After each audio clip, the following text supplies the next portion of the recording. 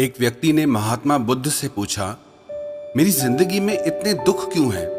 इतनी तकलीफें क्यों हैं? इतनी परेशानियां क्यों हैं? तो महात्मा बुद्ध ने उससे कहा, बताओ तुम्हें कौन सा दुख है? उसने कहा, मैं अपने कितने दुख आपको बताऊं? मेरी पूरी जिंदगी ही दुखों से भरी हुई है। जो मेरे रिश्ते हैं उन रिश्तों से भी मैं दुखी हूँ और मेरे शरीर में भी बीमारियां होती रहती है। एक के पीछे एक दुख लगा ही रहता है। तो उस व्यक्ति ने कहा, ना मैं अपने रिश्तों से खुश हूँ, ना अपने परिवार से खुश हूँ, ना अपने मन से खुश हूँ और ना ही अपनी जिंदगी से खुश हूँ। लगता है ऐसी जिंदगी से अच्छा है कि मैं मर जाऊं, कोई मतलब ही नहीं जीने का। तो महात्मा बुद्ध ने उस व्यक्ति से पूछा कि बताओ कि तुम्हारे इन सारे दुखों का क्या कारण है? तो वो व्यक्ति महात्मा बुद्ध से कहने लगा कि मैं आपके पास इसीलिए तो आया हूँ कि आप बताओ मेरी जिंदगी में इतने दुख क्यों हैं? इन सब का क्या कारण है?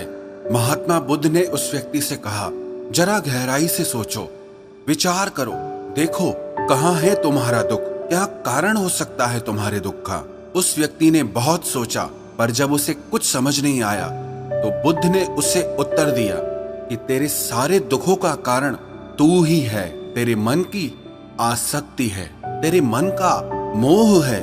बुद्धा का एक प्रसिद्ध कोट है जो आपने भी सुना होगा, the root of suffering is attachment.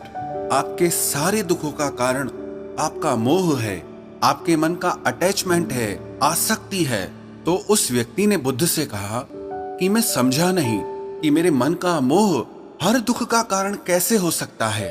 तो महात्मा बुद्ध ने उसे 3 छोटी छोटी कहानियां सुनाई। पहली कहानी, एक व्यक्ति पेड़ से चिपक कर चिल्ला रहा था कि कोई मुझे बचाओ, कोई मुझे इस पेड़ से छुड़ाओ, इस पेड़ ने मुझे पकड़ लिया है। तो वहां से एक गुरु और शिष्य गुजरे। उस शिष्य ने अपने गुरु से कहा कि गुरुदेव, इस आदमी की मदद करनी चाहिए, ये इस पेड़ से चिपक गया है, इसे छुड़ाना चाहिए। तो उसके गुरु ने अपने शिष्य से कहा कि इसकी मदद कोई नहीं कर सकता। तो वो शिष्य हैरान होकर पूछने लगा कि ऐसा क्या है कि इसकी कोई मदद नहीं कर सकता। तो गुरु ने कहा कि इस व्यक्ति ने खुद ही पेड़ को पकड़ लिया है और जिस इंसान ने खुद किसी चीज को पकड़ा हुआ है उसे कौन छुड़ा सकता है, उसे कौन बचा सकता है। ऐसे ही बुद्ध ने कहा कि तुमने भी सारे दुखों को खुद ही पकड़ा है कि ये मेरा है, ये छूट ना जाए, ये मेरे पास रहना चाहिए, ये मुझे मिलना चाहिए। और तेरे सारे दुखों का कारण ये मैं और मेरे का बंधन है। फिर बुद्ध ने उसे दूसरी कहानी सुनाई कि जैसे एक मकड़ी वो खुद ही जाला बुनती है और जाला बुनते बुनते एक दिन ऐसा आता है कि वो उस जाले में खुद ही फंस जाती है। वो चाह कर भी उस जाले से बाहर नहीं निकल पाती है।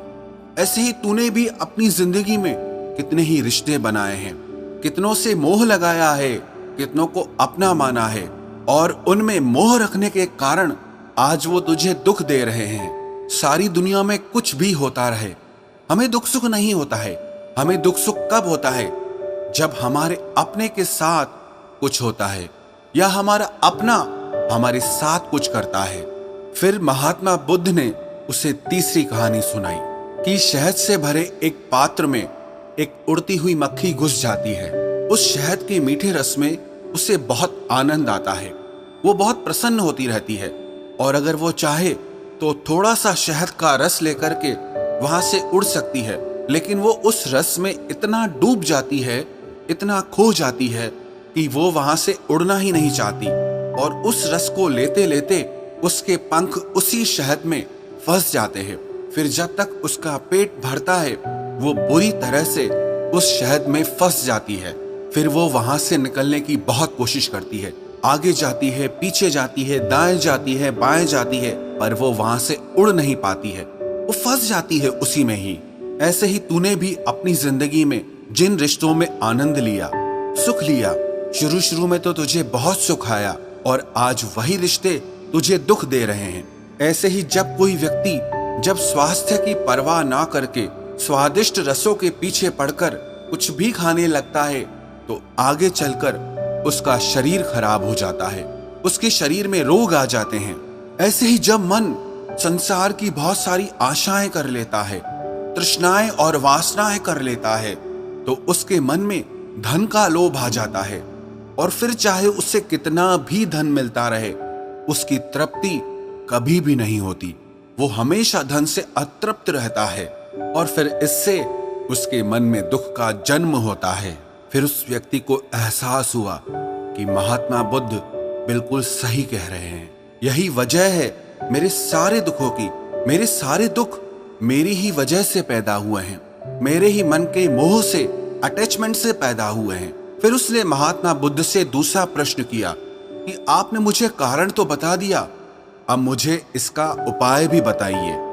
महात्मा बुद्ध ने कहा, अगर तुम सारे दुखों से पार होना चाहते हो तो अपने मन को मोह और वासनाओं से ऊपर उठाकर प्रेम और संतोष से भर दो, क्योंकि जिसके हृदय में प्रेम और संतोष का दिया जल गया, उसके मन से मोह और वासनाओं से जन्मे हुए दुख का सारा अंधकार ही दूर हो जाता है।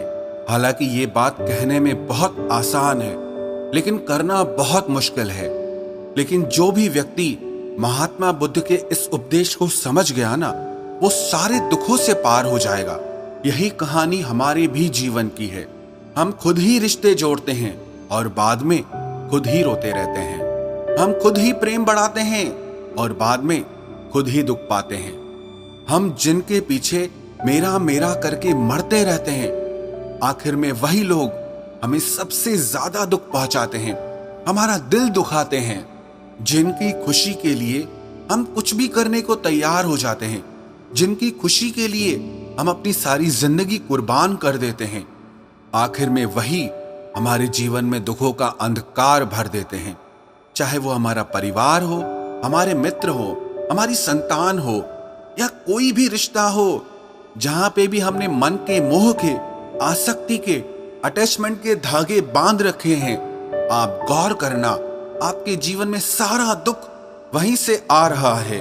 तो जो उपाय महात्मा बुद्ध ने उस व्यक्ति से कहा कि मोह और वासनाओं को त्याग करके अपने हृदय में प्रेम और संतोष को भर दो, इस छोटे से उपदेश को अगर हम भी अपनी जिंदगी में उतार लें तो विश्वास रखना, हम जिंदगी के सारे दुखों से अवश्य पार हो जाएंगे।